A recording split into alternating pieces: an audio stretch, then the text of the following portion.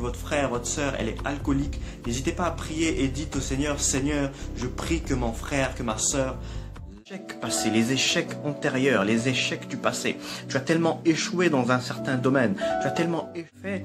La Bible dit dans Matthieu 3, verset 1, il parut un homme prêchant dans le désert et cet homme était Jean-Baptiste. C'est-à-dire que Jean-Baptiste a commencé son ministère dans le désert. Bonjour et bienvenue dans 10 minutes avec Jésus-Christ. Aujourd'hui, nous allons parler de comment guérir des blessures intérieures. Oui, comment guérir des blessures intérieures. Il se peut que tu traînes avec toi des douleurs qui t'ont été causées par des amis, par des proches, par de la famille, par quelqu'un d'extérieur à ta famille, par une personne particulière que tu as beaucoup aimée et finalement qui t'a causé du tort et t'a laissé des blessures dans ton cœur, des blessures à l'intérieur de ton âme. Et aujourd'hui, nous allons étudier 6 points importants pour te permettre de guérir de ces blessures-là. Et nous allons voir cela à la lumière des Écritures. Alors, comment guérir des blessures intérieures? La première chose à faire pour véritablement guérir, c'est de pardonner. Oui, il faut que tu pardonnes cette personne qui t'a tant fait mal. Il faut que tu la pardonnes du plus profond de ta personne et que même quand tu n'as pas oublié, parce que pardonner veut dire oublier le tort qui t'a été causé, mais même quand tu n'as pas oublié et que cela te revient en mémoire, que ça ne te donne aucun désir de haine, que ça ne te donne aucun désir de vengeance, il faut que ton pardon soit pur, ton pardon soit véritable, et là seulement est la première étape pour accéder à la guérison de ta blessure. La Bible dit dans Éphésiens 4, verset 32, soyez bons les uns envers les autres, pardonnez-vous réciproquement. C'est ça la parole de Dieu. Et Dieu dit aussi que nous devons pardonner aux autres nos offenses, ou bien ceux qui nous ont offensés, pour que Dieu, lui, nous pardonne derrière. Et donc le pardon aussi est important lorsque tu pries, parce que si tu n'as pas pardonné, ta prière n'est pas recevable auprès du Seigneur, parce que le Seigneur voit dans ton cœur plusieurs personnes qui ont été emprisonnées, plusieurs personnes que tu gardes captives dans ton cœur, parce que Dieu ne les a pas pardonnées. Alors la première chose pour véritablement guérir de ta blessure, c'est de pardonner. Pardonne cette personne qui t'a fait mal, pardonne cette personne qui t'a blessé, pardonne cette personne à qui tu as donné ton cœur mais qui t'a fait souffrir en retour. Dieu dit, pardonne-la, et là commencera le traitement, la thérapie pour ta douleur, pour ta blessure intérieure. La deuxième chose, c'est de considérer que ce n'est pas elle qui t'a tant fait mal, mais que le diable est passé au travers de cette personne pour te blesser dans le but de te déstabiliser. Éphésiens 6, 12 dit que nous n'avons pas à combattre contre la chair et le sang, mais il s'agit de toute une organisation spirituelle du monde des ténèbres. C'est celle-là justement qui doit être la cible de toutes nos batailles. Comprends que le diable veut te déstabiliser, le diable veut détruire ta foi, le diable veut détruire tes fondements, tes fondations, tes bases. Le fait que tu sois inébranlable pour lui le dérange, donc il passe par cette personne qui était si particulière pour toi et du coup elle utilise cette personne pour te déstabiliser, Et on voit cela dans l'attitude de Pierre.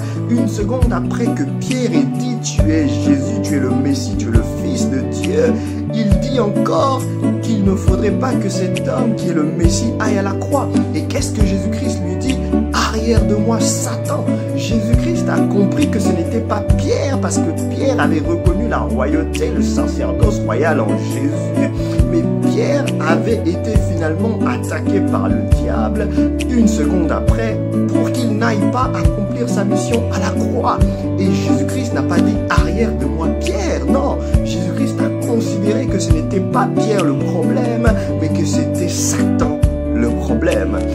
Alors considère que ces personnes qui t'ont blessé, il se peut que ce soit le diable qui soit passé par elle dans le but de te déstabiliser, dans le but de stopper ta course, le but de stopper ta marche avec Jésus-Christ. Et donc, ne considère pas que ce soit cette personne. Pardonne cette personne, considère que ce n'était pas elle, mais que c'était plutôt le diable en elle. Prie pour cette personne et que Dieu la change, Dieu la changera. Et tu verras qu'elle sera même la première à venir s'excuser, te demander pardon pour que tu réalises que ce n'était pas sa volonté.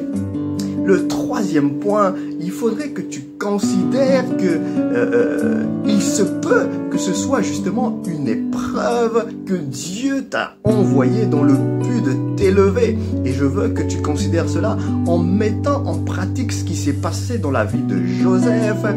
Joseph s'est fait trahir par ses propres frères. Ses propres frères. Il se peut que dans ta situation, ce soit une personne extérieure à ta famille. Il se peut que ce soit un proche, un ami, une connaissance, quelqu'un, un amant que tu as aimé. Il se peut que ce soit une fiancée, un fiancé. Mais pour Joseph, il s'agissait de ses frères. Il s'agissait de sa famille, ces gens avec qui il avait appris l'amour fraternel. Ses propres frères l'ont vendu, ils l'ont trahi. Et pas qu'un seul, mais tous étaient contre lui. C'était un contre tous. Ils l'ont trahi, ils l'ont vendu, ils ont fait de leur propre frère un esclave. Quelle douleur atroce pouvait résider dans le cœur de Joseph lorsqu'il partait en esclavage à cause de ses frères. À cause du fait qu'il soit né dans une famille et qu'il ait aimé ces gens-là en retour le vendent comme esclave. Ça devait être très difficile pour cet homme, très difficile pour cet enfant, il était encore très jeune, et donc ça devait être émotionnellement complexe pour lui de surmonter cette épreuve. Mais regarde justement, c'était le chemin par lequel Dieu voulait qu'il passe pour faire de lui le gouverneur de l'Égypte. Donc considère que l'épreuve par laquelle Dieu t'a fait passer au travers de cette douleur est là pour te forger, pour former un caractère en toi qui te permettra de tenir bon face aux années de vaches maigres, pour que lorsque les années de vaches grasses paraîtront, que tu sois capable de gérer toute une nation, que tu sois capable de gérer tout un peuple. Considère que ce sont les voies de l'Éternel, parce que la voie de Dieu est impénétrable et elles sont insondables. Des fois, on ne peut pas comprendre pourquoi Dieu passe par cela, mais Dieu, dans sa parfaite intelligence et sagesse, peut permettre que ces choses t'arrivent afin de te préparer à une gloire plus supérieure, afin de te préparer à entrer dans ta bénédiction.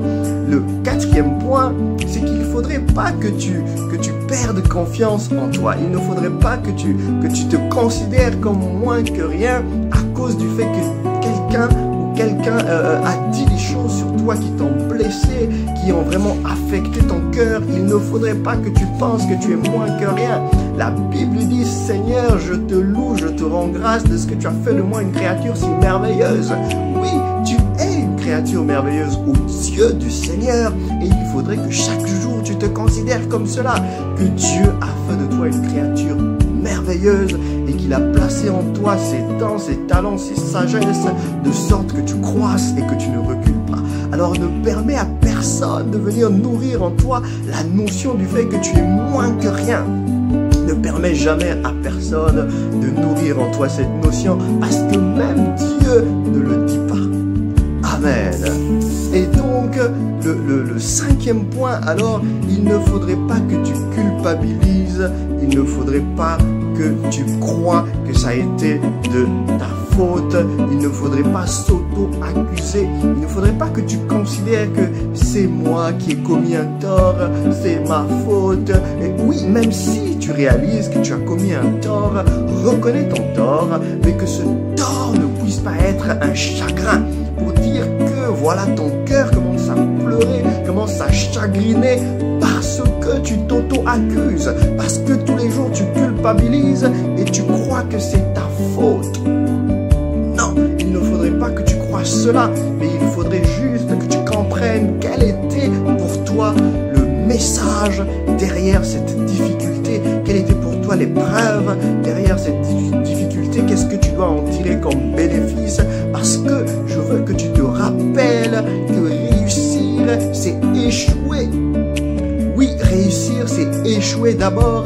Réussir, c'est tomber d'abord. Alors que tu ne te culpabilises pas parce que tu as échoué dans une relation, que tu ne te culpabilises pas parce que tu as échoué de garder quelqu'un proche de toi et que cette personne t'a auto-accusé, t'a culpabilisé, t'a dit des choses qui n'allaient que dans ton sens pour dire que c'était toi la personne la plus fautive.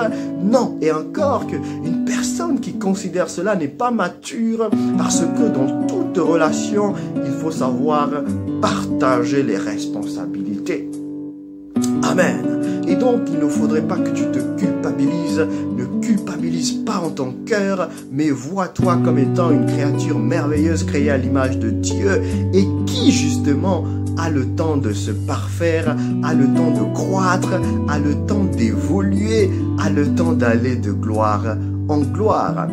Et le 6e et dernier point, justement, il faut que tu avance, il faut que tu décides d'avancer, oui.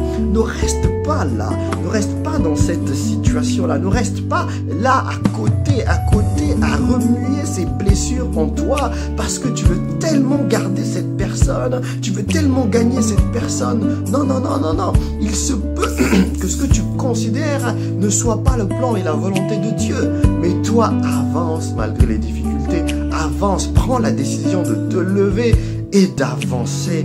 C'est ce que Dieu attend de toi, car il dit que nous sommes des vainqueurs, nous sommes des vaillants héros, et donc un héros, malgré la pire des défaites, doit se lever et décider de ne pas rester sur sa défaite et d'avancer. Alors Dieu te dit ce matin, ce soir, selon l'heure à laquelle tu m'écouteras, avance, avance, car il t'attend beaucoup plus loin que là où tu es. Beaucoup plus loin que là où tu es. Seigneur, merci pour ta parole, merci pour ces moments, merci pour cette personne qui a été blessée en son cœur et qui remue encore en elle les blessures intérieures de cette épreuve. Je prie que tu guérisses, je prie que tu penses, je prie que tu soignes toute blessure de son âme et que tu l'aides à avancer. Au nom de Jésus-Christ. Amen. Que Dieu vous bénisse abondamment.